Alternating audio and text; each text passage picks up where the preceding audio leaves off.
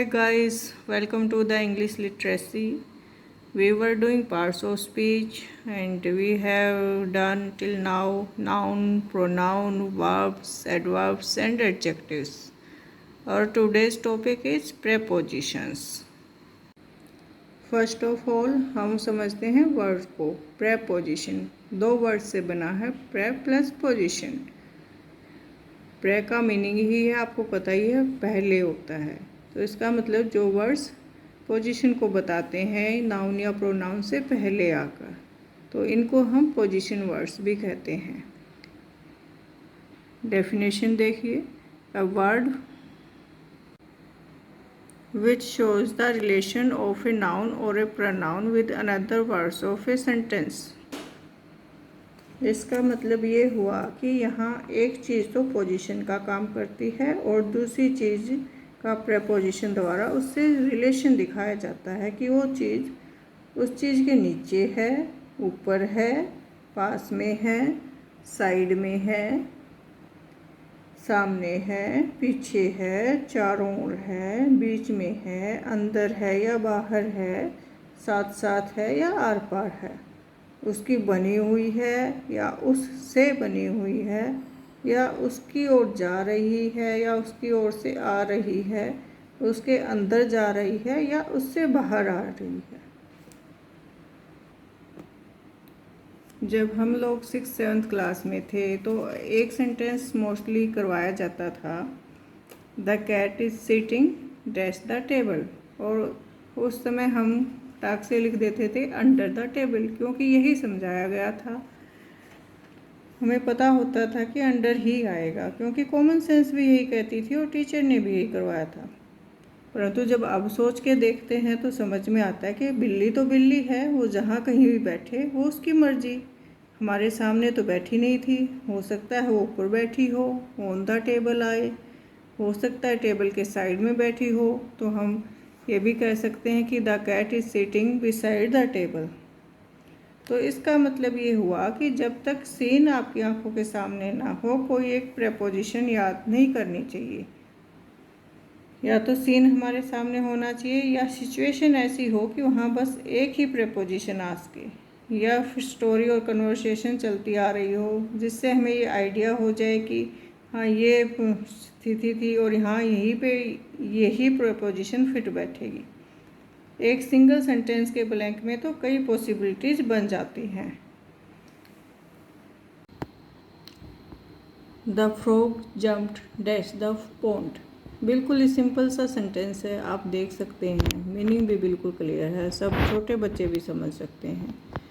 तो यहाँ पे हमारी कॉमन सेंस तो यही कहती है कि इनटू आना चाहिए, क्योंकि बाहर से अंदर की ओर मूवमेंट को शो करने के लिए इनटू ही यूज होता है.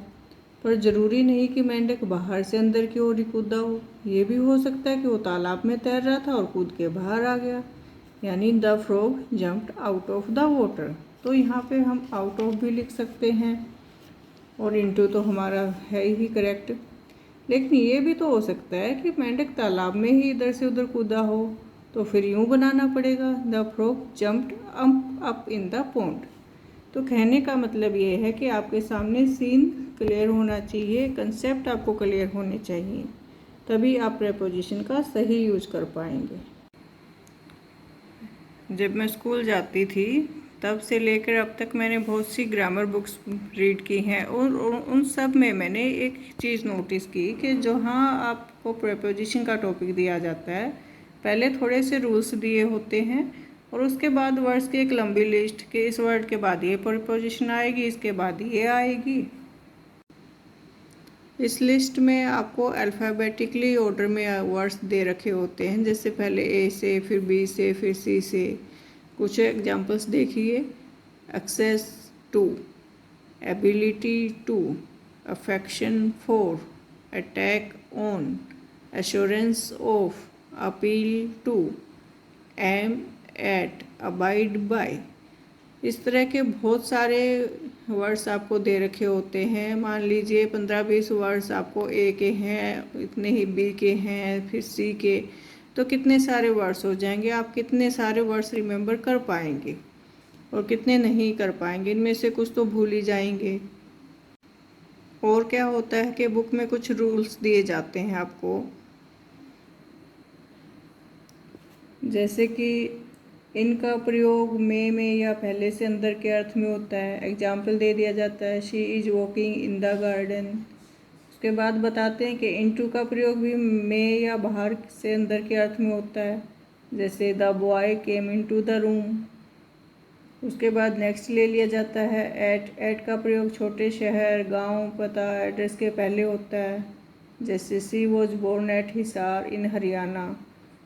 इसी तरह एट फिक्स टाइम को भी बताता है, और इन जो है पीरियड ऑफ टाइम बताता है। तो इस तरह से आपके बहुत सारे रूल्स उसमें लिख दिए जाते हैं, और वो भी पॉसिबल नहीं है कि आपको हर टाइम याद रहे। तो हम क्या करेंगे, रूल्स को नहीं रटेंगे, क्योंकि क्या होता है कि पहले हम बहुत सारे रूल्स याद करने की, समझने की कोशिश करते हैं, और जब तक हम सेंटेंसेस पे आते हैं, सेंटेंस को सोल्व करने पे आते हैं, तब तक दिमाग का दही हो जाता है कि इतने सारे रूल्स पड़े थे, अरे यहाँ कौन सा रूल लागू होगा, यहाँ कौन सा होगा, तो हम सब भूल जाते हैं। तो हम क्या करेंगे, पहले हम एग्जाम्पल लेते हैं, उससे फिर हम रूल बनाएंगे, आपको चीज़ें एकदम क्लियर हो जाएंगी। सिंपल सा सेंटेंस मैंने लिया है समझाने के लिए। Mohan arrived dash Monday. Mohan क्या है, मंडे को आया था। ठीक है, इसमें आपको क्या बताया गया है, एक आपको डेफिनेट डे दे दिया गया है कि वो मंडे को ही आया है। तो डेफिनेट डे के साथ आप ऑन यूज करेंगे, जैसे कि मोहन अराइव्ड ऑन मंडे। अगर आपको डेफिनेट टाइम दे दिया जाए कि इस टाइम आया 7 o'clock या 8 o'clock, तो आप एट लगाएंगे। अगर आपको टाइम ऑफ ड्यूरेशन दिया जाता है कि एक वीक में, या डेफिनेट मंथ दिया गया है, डेफिनेट ईयर दिया गया है, तो आप इन यूज करेंगे। अगर आपको लोकेशन बताई गई है, प्लेस बताया गया, तो आप एट लगाएंगे। अगर कोई आपको स्पेसिफिक डेट दी गई है, तो आप ऑन यूज करेंगे। एक एग्जाम्पल और लेते हैं, he will meet his friends dash dash dash. यहाँ आपको ऑप्शन दे दिए जाएंगे 4-5 कि उनमें से आपको प्रेपोजिशन लगाने हैं, लेकिन कैसे लगाएंगे।